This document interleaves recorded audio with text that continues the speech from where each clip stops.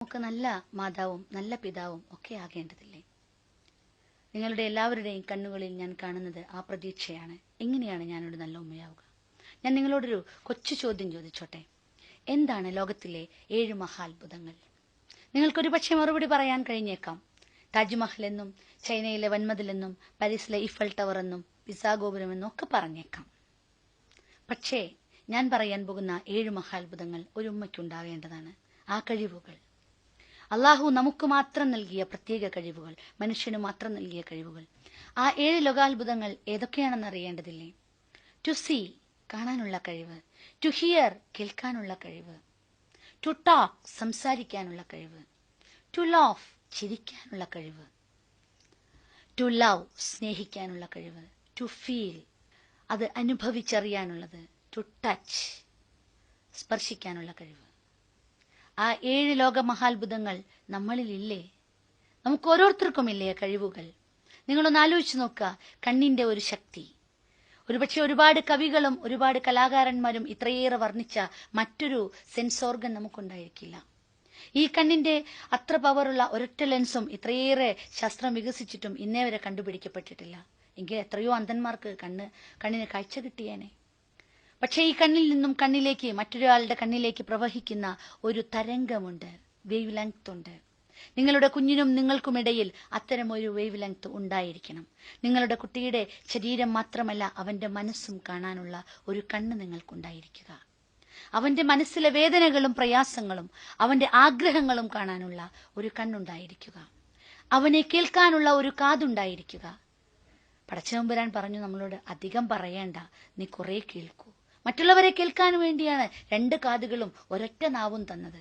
പക്ഷെ ഇന്ന് നമ്മൾ നമ്മുടെ കുട്ടികളുടെ അടുത്ത് പ്രയോഗിക്കുമ്പോൾ പലപ്പോഴും മറ്റെല്ലായിടത്തും ക്ഷമ കാണിച്ചാലും നമ്മുടെ കുട്ടികളുടെ അടുത്ത് നമ്മൾ ഒരുപാട് പറയും. അവർ പറയുന്നത് കേൾക്കാനുള്ള ഒരു മാനസികാവസ്ഥ പലപ്പോഴും ഉമ്മമാർക്കുണ്ടാവാറില്ല. നീ അങ്ങനെ തന്നെയാണ്, അല്ലെങ്കിൽ ഞാൻ പറയുന്നത് അങ്ങ് കേട്ടാൽ മതി, ഈ പറയുന്നത് അങ്ങോട്ട് അനുസരിച്ചാൽ മതി എന്നൊക്കെ കമാൻഡ്സ് ആണ് നമ്മൾ പലപ്പോഴും, ആജ്ഞകളാണ് പലപ്പോഴും നമ്മൾ കൊടുക്കാറ്. നമ്മൾ പലപ്പോഴും ഒരു കുഞ്ഞു തെറ്റ് ഒരു ഉമ്മയ്ക്ക് പറ്റിയാൽ, മക്കൾക്ക് പലപ്പോഴും തെറ്റുപറ്റും, നമ്മൾ ശാസിക്കാറുണ്ട്. മക്കൾക്ക് തെറ്റുപറ്റിയാൽ ശാസിക്കുന്നിടത്ത് തന്നെ നമ്മൾ പറയുന്ന ഒരു രീതിയുണ്ട്. ഒരു കുഞ്ഞ് എന്തെങ്കിലും ഒരു കുസൃതി കാണിച്ച് ഓടി വന്നാൽ അപ്പോഴത്തെ ദേഷ്യത്തിന് ഉമ്മ ഒന്ന് കൊടുക്കും, ബാക്കി വാപ്പ വരട്ടെടാന്ന് പറയും. അഥവാ ഇപ്പൊ കിട്ടിയത് പോരാ, വാപ്പ വരുന്നവരെ മാനസികമായി അവൻ എന്തോ അനുഭവിക്കണം, വിഷമം അനുഭവിക്കണം. നിങ്ങൾ ആലോചിച്ച് നോക്കുക, നിങ്ങളോടാണ് അങ്ങനെ ഒരാൾ പറഞ്ഞതെങ്കിൽ എന്തായിരിക്കും നിങ്ങളുടെ മാനസികാവസ്ഥ? അതുകൊണ്ട് തന്നെ നിങ്ങൾ ആ അർത്ഥത്തിൽ നിങ്ങൾ ആലോചിച്ച് നോക്കുക. ഫീൽ, ടു ഫീൽ, അനുഭവിക്കുക എന്ന് പറയുന്നത് ഓരോരുത്തരും, ഞാനോ നിങ്ങളോ നല്ല ഉമ്മയോ വാപ്പയോ ആണെന്ന് പറയേണ്ടത് നമ്മുടെ മക്കളാണ്, നമ്മളല്ല. ഞാൻ ഉമ്മയോ നല്ല വാപ്പയാണ്, ഞാൻ നല്ലൊരു ഉമ്മയാണെന്ന് പറയേണ്ടത് എൻ്റെ മക്കളാ. കാരണം എന്നിൽ നിന്ന് അനുഭവിക്കാൻ കഴിയുന്നത് എൻ്റെ മക്കൾക്കാണ്. ആ അനുഭവിക്കാൻ അവർക്ക് കഴിയുന്നുണ്ടോ ഇല്ലയോ നോക്കുക. പലപ്പോഴും ഇന്ന് എല്ലാ സൗകര്യങ്ങളും കൊടുത്തു കഴിഞ്ഞിട്ടും അവർ പല പ്രണയ കേസുകളിലും അവിഹിത ബന്ധങ്ങളിലും ചെന്ന് ചാടുമ്പോൾ പറയാറുള്ളത്, എൻ്റെ വീട്ടിൽ നിന്ന് എനിക്ക് സ്നേഹം കിട്ടിയിട്ടില്ല. എന്താണ് സ്നേഹം? ആ സ്നേഹം അനുഭവിക്കാൻ കഴിഞ്ഞിട്ടില്ല എന്നാണ് അതിനർത്ഥം. നിങ്ങൾ കൊടുക്കുന്ന പൈസയിലോ നിങ്ങൾ കൊടുത്ത സൗകര്യത്തിലോ നിങ്ങളുടെ ബാക്കി എല്ലാ സൗകര്യങ്ങൾ ഒരുക്കി കൊടുക്കുന്നതിലോ പാകപ്പിഴകൾ സംഭവിച്ചിട്ടല്ലാതെ, പക്ഷെ നിങ്ങൾക്ക് അവർക്ക് കൊടുക്കാൻ പറ്റുന്ന അനുഭവവേദ്യമായ സ്നേഹം അതവർക്ക് കിട്ടിയിട്ടില്ല. നിങ്ങൾ ഒരുപക്ഷെ നിങ്ങളുടെ സൗകര്യങ്ങൾ ഒരുക്കുന്നതാണ് സ്നേഹം എന്നൊരു പക്ഷെ തെറ്റിദ്ധരിച്ചിട്ടുണ്ടെങ്കിൽ അത് തെറ്റിപ്പോയി, തീർച്ചയായും തെറ്റിപ്പോയി. അവർക്ക് അനുഭവിക്കാൻ കഴിയണം നിങ്ങളിൽ നിന്ന്. നിങ്ങളുടെ ജീവിതം കൊണ്ട്, നിങ്ങളുടെ വാക്കുകളിലൂടെ, പ്രവൃത്തികളിലൂടെ. അവിടെയാണ് touch hunger. A child need A touch, എപ്പോഴും സ്പർശനം. ഓരോ മനുഷ്യക്കുഞ്ഞു മാത്രമല്ല, ഈ ഭൂമിയിലെ ഏത് ജീവിയും ആഗ്രഹിക്കുന്നു ടച്ച്.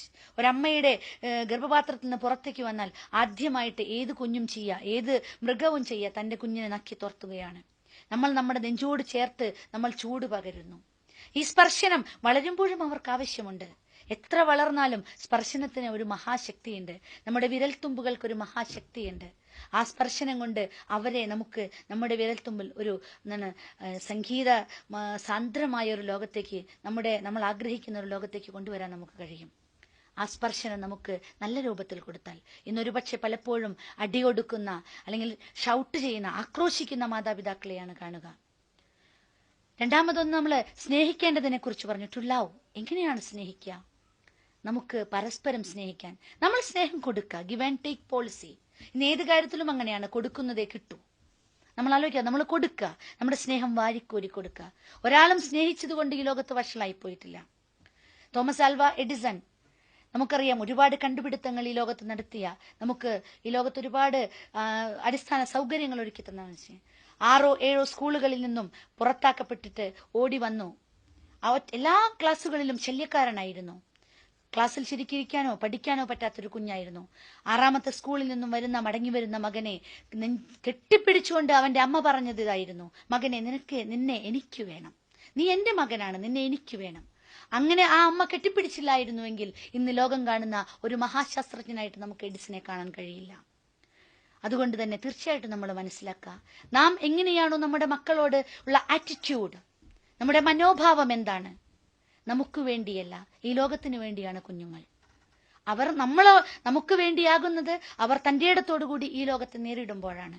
അങ്ങനെ നേരിടണമെങ്കിൽ തന്റെ ഇടമുള്ള മക്കളാക്കി വളർത്തണം. തന്റേതായ ഒരിടം സമൂഹത്തിലും വ്യക്തിതലത്തിലും സ്വന്തം കുടുംബജീവിതത്തിലും ഉണ്ടാക്കിയെടുക്കുന്നവരാണ് തന്റെ ഇടമുള്ളവർ. നിങ്ങൾ ആലോചിച്ച് നോക്കുക, നിങ്ങൾ പലപ്പോഴും നമ്മുടെ കുഞ്ഞിന് കോൺഫിഡൻസ് പകരേണ്ടതിന് പകരം അവരെ അവരുടെ സർഗാത്മകതയെ ഇടിച്ചു താഴ്ത്തുകയല്ലേ ചെയ്യാറ്?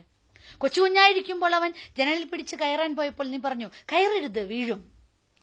അവൻ വീഴുമെന്നുള്ളതല്ല, നമുക്ക് വീണാൽ അപകടം പറ്റിയാൽ നമ്മൾ എടുത്ത് കൊണ്ടുപോകണം. അതാണ് നമ്മുടെ പ്രശ്നം.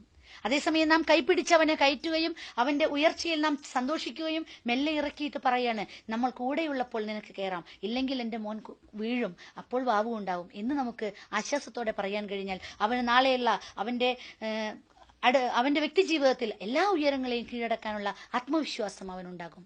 ഈ ആത്മവിശ്വാസമാണ് നമ്മൾ പകരേണ്ടത്. ഈ ലോകത്ത് ജീവിക്കണമെങ്കിൽ പ്രത്യേകിച്ച് പെൺകുട്ടികൾക്ക് ഒത്തിരി ആത്മവിശ്വാസം ആവശ്യമാണ്. എല്ലാറ്റിനെയും ഇടിച്ചു താഴ്ത്തുന്ന, അല്ലെങ്കിൽ അവരുടെ വ്യക്തിത്വത്തിനെ ഇല്ലാതെയാക്കുന്ന ഒരുപാട് പ്രവർത്തനങ്ങൾ നമ്മുടെ ചുറ്റും നടക്കുന്നുണ്ട്. അവിടെയൊക്കെ സ്വന്തം ശരീരത്തെക്കുറിച്ചും സ്വന്തം മാനസികാവസ്ഥയെക്കുറിച്ചും സ്വന്തം ആദർശത്തെക്കുറിച്ചുമുള്ള ബോധമുണ്ടാക്കാൻ ഒരു ഉമ്മയ്ക്കാണ് കഴിയുക. നിങ്ങൾ വിധേയത്വത്തിന്റെ കെട്ടിയൊരുക്കലുകളല്ല പെൺകുഞ്ഞുങ്ങളെ പഠിപ്പിക്കേണ്ടത്. പെൺകുഞ്ഞുങ്ങളെ പഠിപ്പിക്കേണ്ടത് അവർക്ക് ആദർശം കൊടുത്ത സ്വാതന്ത്ര്യത്തിന്റെ മഹിതമായ ഒരു സംസ്കാരമുണ്ട്. ആ സംസ്കാരം പഠിപ്പിക്കാൻ നമുക്ക് കഴിയണം. നമ്മളിവിടെ അടിച്ചമർത്തപ്പെടുന്നവരുടെയും പീഡിപ്പിക്കപ്പെടുന്നവരുടെയും കഥകളല്ല നമ്മൾ പറഞ്ഞു കൊടുക്കേണ്ടത്. അത് അങ്ങനെ ഒരു സംഭവം ഇവിടെ ഉണ്ട് എന്നുള്ള അവരെ ഓർമ്മപ്പെടുത്തുന്നതിനോടൊപ്പം അവരുടെ ശരീരവും അവരുടെ മനസ്സും അവരെ ആത്മവിശ്വാസവും സംരക്ഷിക്കാനുള്ള മാർഗങ്ങൾ പറഞ്ഞു കൊടുക്കുന്നതിനൊപ്പം നമ്മുടെ ഈ ആദർശം നമുക്ക് തന്ന സ്വാതന്ത്ര്യം ഉപയോഗപ്പെടുത്തി ഈ ലോകത്ത് നിന്ന് ഉയർന്നു വന്ന ഒരുപാട് മഹിളാമണികളുണ്ട്. അവരെ കുറിച്ച് പറഞ്ഞു കൊടുക്കാൻ നമുക്ക് കഴിയണം. നീ അങ്ങനെയാകണ്ട എന്ന് പറയുന്നതിന് പകരം നീ ഇങ്ങനെയാകണമെന്ന് ചൂണ്ടിക്കാണിക്കാൻ ഒരു ഉമ്മയ്ക്ക് കഴിയണം. അങ്ങനെയാണ് ടു ടച്ച്, മനസ്സിലേക്കും അവരുടെ ശരീരത്തിലേക്കും. ടു ലാഫ്, ചിരിക്കുക മനുഷ്യന് മാത്രം അല്ലാഹു തന്ന കഴിവാണ്. നിങ്ങൾ ആലോചിച്ച് നോക്കിയിട്ടുണ്ടോ? 60-ലധികം പേശികൾ ചലിച്ചാലേ ഒരു മനുഷ്യന് ചിരിക്കാൻ കഴിയൂ. നിങ്ങൾ എപ്പോഴാണ് ചിരിക്കാറ്? പലതരത്തിലുള്ള ചിരികളുണ്ട്. നിങ്ങളൊരു കുട്ടി കാണിക്കുന്ന വികൃതി കണ്ടിട്ട് ഒരു പുച്ഛിച്ചിട്ടാണ് ചിരിച്ചതെങ്കിൽ തന്റെ ഉമ്മയെ ആ പുച്ഛിച്ച ചിരിയോടെയാണ് അവൻ നാളെയും ആലോചിക്കുക. നിങ്ങൾ ആലോചിക്കേണ്ടത് ആ കുട്ടിയുടെ കണ്ണിലേക്ക് നോക്കി നിങ്ങൾ ചിരിക്കുക. ആ ചിരി നിങ്ങളുടെ മനസ്സിൽ നിന്ന് വരുന്നതായിരിക്കണം. നിങ്ങൾ പരസ്പരം കളിയാക്കി ചിരിക്കരുതെന്ന് പ്രവാചകൻ പറഞ്ഞതിൽ ഒരുപാട് അർത്ഥമുണ്ട്. ഒരുവന്റെ മനസ്സിനെ വേദനിപ്പിക്കാൻ ഒരു വാക്ക് വേണ്ട, ഒരു കളിയാക്കിയിട്ടുള്ള ചിരി മതി, ഒരു പരിഹാസ ചിരി മതി. അതൊരിക്കലും നമ്മൾ ഒരുപക്ഷെ വീടകങ്ങളിൽ നമ്മൾ ഓർക്കാറില്ല. പരസ്പരം കുത്തുവാക്കുകൾ പറയുകയും പരിഹസിക്കപ്പെടുകയും ചെയ്യുന്ന ഒരു വീട്ടിൽ എങ്ങനെയാണ് ആത്മവിശ്വാസമുള്ള നല്ല ഒരു കുട്ടി വളർന്നു വരിക? അതുകൊണ്ട് തന്നെ നമ്മൾ ആലോചിക്കുക, അത്തരമൊരു അവസ്ഥ നമ്മളിൽ ഉണ്ടാകണം. ഈ 7 അത്ഭുതങ്ങൾ കാണാനും കേൾക്കാനും അനുഭവിക്കാനും അറിയാനും പറയാനും അത് തൊട്ടറിയാനും ഒക്കെയുള്ള ഒരു ശേപുഷി നമുക്ക് നമ്മുടെ മക്കൾക്കുണ്ടാക്കി കൊടുക്കണം. അതുകൊണ്ട് നമുക്ക് മാറേണ്ടതില്ലേ? Change your thinking. നിങ്ങളുടെ ചിന്തകൾ മാറ്റുക.